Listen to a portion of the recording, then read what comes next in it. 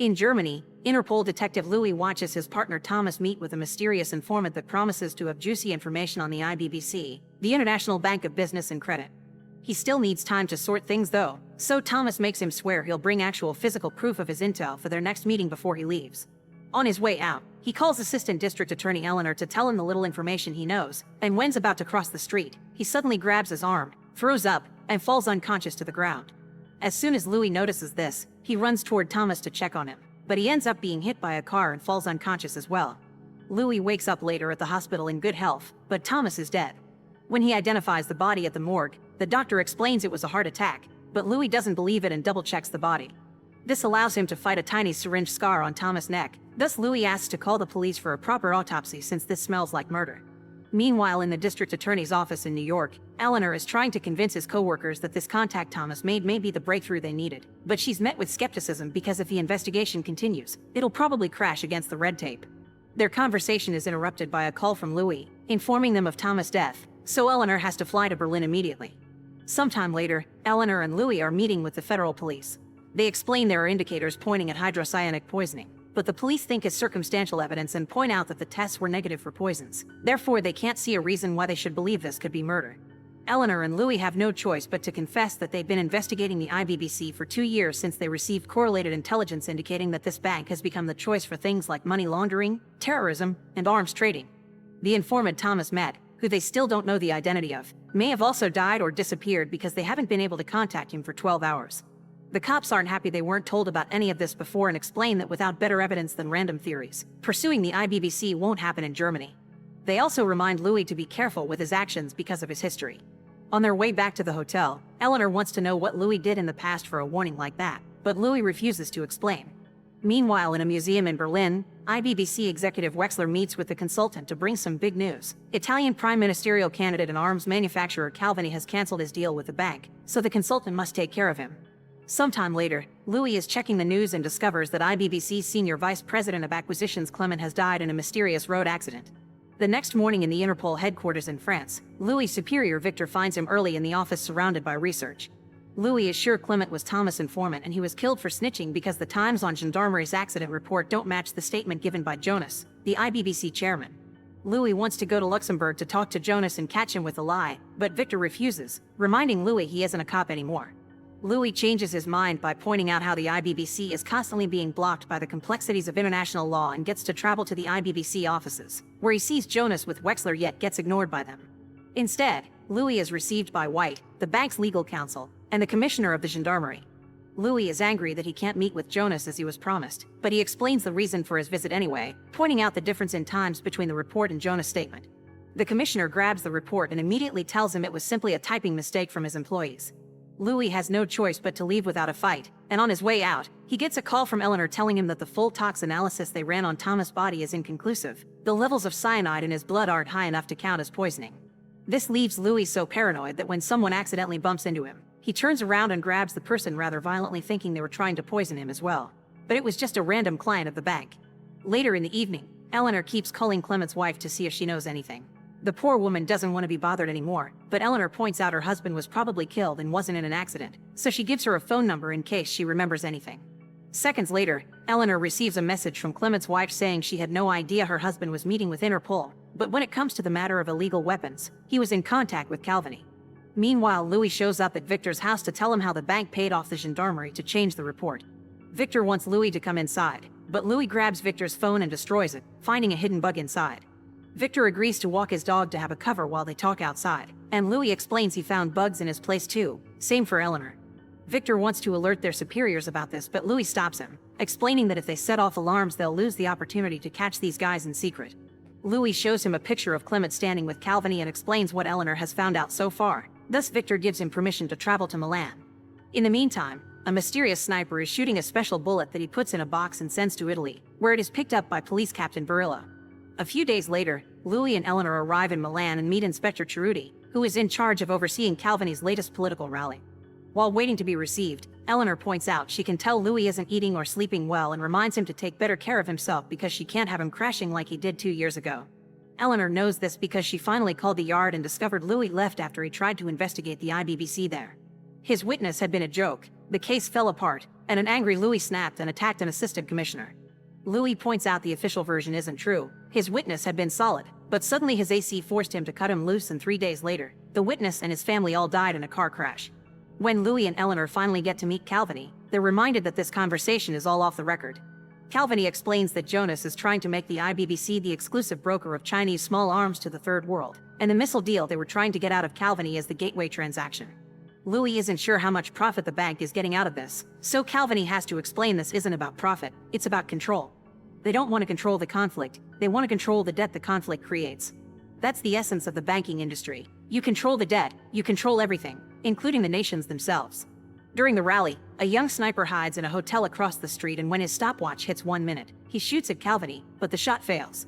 A second shot comes and does kill Calviny, but this bullet didn't come from the same man. As the crowd begins panicking, Louis and Eleanor come out from a cafe to see what's going on, and Barillo takes his men inside the hotel, already knowing where the sniper is and pretending he saw him on the window. The cops find the sniper trying to escape and shoot him on the spot. Then Barillo plants the bullet he received in the mail to make it look like this guy truly killed Calviny. Louis notices the cops entering the hotel and goes inside as well, finding the consultant escaping through the back door. Thus he follows him to the streets with Eleanor and Cerruti closely behind him. Once outside, they can't see the consultant anywhere, but Eleanor approaches a car with someone inside. This is indeed the consultant, who hits her with the car before driving away. Eleanor is fine, but she can barely move, so Cerruti accepts to stay with her and gives his gun to Louis to go after the criminal. Louis runs after the car and catches it when it stops at a red light, but by the time he comes closer, the consultant had already abandoned the vehicle. Meanwhile, Jonas is trying to negotiate another weapon sale with a general working for the RFF when the secretary interrupts him because he's needed somewhere else. White and Wexler inform Jonas of Calviny's death and comment they should wait until the authorities resolve the matter to approach Calviny's sons about the missiles deal, but Jonas disagrees. He doesn't want to risk any complications with the sale, meaning they should approach the sons now since they would have jumped on the deal anyway if it hadn't been for their father. In the evening, Cerruti tells Eleanor and Louis about the clues he's found so far. The dead sniper had been a member of the Red Brigade, and the guy they followed drove a stolen car. They were unable to find lift prints, fibers, or residue, and nobody saw him leave either, so the official story is blaming the Red Brigade for the kill. Louis doesn't believe it and thinks the man had been set up, thus he convinces Cerruti to let him and Eleanor look around the scene of the crime. Using 2 flag sticks on the bullet holes left on a column, they follow the direction the bullets come from. Then Louis looks through the holes to notice one came from the room where they found and killed the sniper, but the other came from the hotel's roof. Louis and Eleanor go to the roof and find plenty of space for a sniper to hide. Since the dead sniper had a stopwatch with him, Louis thinks it could have synchronized, but Eleanor points out a problem. 2 bullet casings had been found in the room and ballistics confirmed they matched the weapon, so there's no way to explain where the second bullet came from or where the third is. Louis isn't sure what to do until he finds a puddle, and he brings a special team to remove the water with a special machine, finding a footprint that looks extremely familiar. When they return to the office, Louis shows Eleanor and Cerruti that he has a picture of the same footprint from the crime scene where a former IMF executive director was killed last year. Cerruti sends the footprints to the lab and confirms there's a high possibility of a match. They also learn that the reason why they have such a particular tread pattern is that it belongs to a custom shoe made for a metal leg brace. Louis asks for these clues to be sent to the FBI to confirm the match, but before they can go any further, Barillo shows up and informs them that Louis and Eleanor must leave the country because this is his investigation. Unfortunately, there's nothing Cerruti can do to help because Barillo had authorization from their Interpol superiors. Later at the airport, Eleanor sees the metal detector and realizes that if the second sniper left the country, the security camera should have caught him removing the metal leg brace to pass the inspection. Cerruti uses his police power to talk to the airport guards and gets them access to the recordings, but the consultant is hard to see because he knows where the cameras are and he always keeps his face turned away. An airport employee checks the flight logs and confirms this guy left the country and is already in New York. Louis and Eleanor travel to New York too, where a captain from the NYPD assigns detectives Ward and Ornelas to help them. They have some clip shots of the consultant moving through customs, finally allowing them to see his face, and the ID he used is attached to a dead address. They think he lives in the city though, because a guy from FBL Impressions called and confirmed the footprints match. That brace tread pattern is exclusive to shoes produced here in New York and they have the name of the doctor that sells them. While Eleanor returns to the office to calm down her superior who thinks she's playing with fire, Louis and the detectives visit Dr. Isaacson, who only accepts to help when Louis tells him there's a patient of his that has killed multiple doctors and he may be next. Isaacson agrees to give them access to his files, but he doesn't recognize the consultant when he's shown a picture. Meanwhile, Jonas gets a call from Wexler and the others, who warn him about Louis and Eleanor being on the right trail.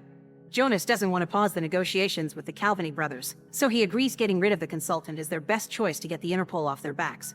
After working all night, Ward finds a file belonging to some Gabriel Hansen, who Isaacson doesn't recognize because he was a patient handled by his associate.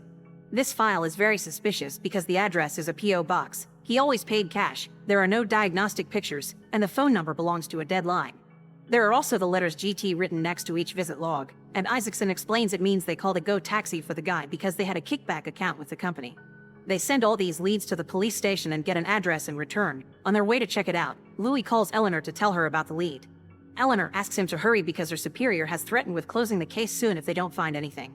When Louis and the detectives make it to the address where the cabs left the consultant after every doctor appointment, they find an empty lot. While they decide where to go next, Ornelas crosses the street to get breakfast and sees the consultant passing by. He immediately tells his partners and they start following him through the streets, noticing how the consultant stops at a public phone to pick up a message with a location for his next meeting, which happens to be the Guggenheim Museum. The trio finds the consultant seated next to Wexler, who Louis recognizes from his visit to the IBBC, but they can't hear what they're talking about. The consultant thinks he'll be eliminated soon, but Wexler gives him instructions to kill Louis. Once their little meeting is over, Ornelas follows Wexler on his way out, and Louis and Ward keep an eye on the consultant. Unfortunately, a museum decoration gives away their presence and its reflection, and the duo is forced to come out to make the arrest now. The consultant warns them they won't allow them to take him away, and just as he predicts, suddenly a group of thugs from the IBBC shows up and shoots both the consultant and Ward. The detective dies on the spot, but the consultant is wearing a bulletproof vest and survives. The thugs continue to fire at them and Louis fires back, killing a couple of men while making his way back to the consultant, who is also shooting back and offers Louis to work together if they want to survive. Louis accepts, and after helping him get rid of the vest so he can breathe again, the two of them hide in a corridor, where Louis' ear gets grazed by a bullet. They create a distraction by pushing a wheelchair out, giving them the chance to run back out and shoot another bunch of thugs. The men just keep coming, and the consultant this time is hit for good. Thus Louis shoots at the chandelier to make it fall on top of the thugs, gaining an opening to escape with the consultant before the cops arrive. Sadly, the consultant dies before he can offer any information. In the evening, Eleanor pulls some strings to rescue Louis from the police station. She also brings a special intelligence report on Wexler. After dodging some cars that try to stop them from leaving, Eleanor takes Louis to Ornelas station, where he's keeping Wexler locked in an office. Louis has a talk with him, revealing he knows Wexler used to fight for communist values, but Wexler explains he got caught in the corrupt webs of the system. He also thinks Louis' idea of justice is an illusion because the IBBC has contacts everywhere, so trying to bring them to justice is pointless. They'll just pay off cops and judges.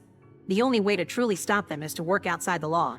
Understanding Wexler also wants revenge, Louis tells Eleanor to walk away from the case before they get to her too. He'll take care of these criminals from the shadows, and he wants Eleanor to tell everyone he escaped from custody, which will be easily believed thanks to his history. Later in Italy, the Calvini brothers cancel their meeting with the IBBC after Louis lets them know the bank killed their father. White and his team are kicked out of the Calvini offices, and White calls Jonas to let him know what happened, but he never makes it back to the city. The police can't find the car or the driver, so they assume the Calvini brothers are sending them a message. Wexler points out that they could sell their old defective missiles to Sinai, the man selling to the Israeli government, and keep him silent with a good amount of money. Jonas authorizes the plan and Wexler arranges the meeting with Sinai before calling Louis to let him know the details. The next day in a cemetery in Istanbul, while Jonas waits for Sinai, Wexler pretends to need the bathroom and meets with Louis in secret to give him a tape recorder with a radio connected to a hidden bug Wexler put on Jonas' jacket. Louis needs to record the part where Jonas tells Sinai about the defective missiles, then they can share it with all the IBBC's clients so they know they're a fraud. This will make everyone cancel their orders and the bank will collapse. Once Sinai arrives, Jonas asks him to visit the catacombs with him to speak in private. Louis has been watching them from a safe distance, but when the men go down into the tunnels, the signal begins failing, so Louis has to follow them while Wexler waits outside and is approached by a mysterious person. In the tunnels, Louis manages to hide behind columns for a while and hears the men discussing the delivery of the weapons. However, before they even start to touch the subject of the defective missiles, Louis bumps into a bunch of bats that alerts the guards of his presence, and he gets kicked out without getting to record the most important part. By the time Jonas and Sinai come out, they've already finished their meeting and are going on their separate ways. Jonas approaches Wexler only to find him dead, so instead of leaving in his car, he decides to go to the streets and hide in the crowd. Louis approaches Wexler as well, and after taking the gun he had hidden in his clothes, he goes after Jonas, who sees Louis coming and tries to escape by running on the roofs. When Jonas gets caught on a dead end, he tells Louis that killing him is pointless because someone else will take his position and the IBBC will keep going, which makes Louis hesitate. At that moment, a hitman hired by the Calvini brothers shows up and kills Jonas, thanking Louis for making his job easier. Louis is left stunned, not knowing what to do now that his investigation led to nothing. Just as Jonas predicted, later on someone else takes over his position and the IBBC continues to grow. However, their aggressive tactics and unbelievable growth become too suspicious even for the government, so the American Senate finally allows Eleanor to go all out with a full investigation. Make sure to subscribe and turn on notifications so you can watch more videos like this. Thanks for watching.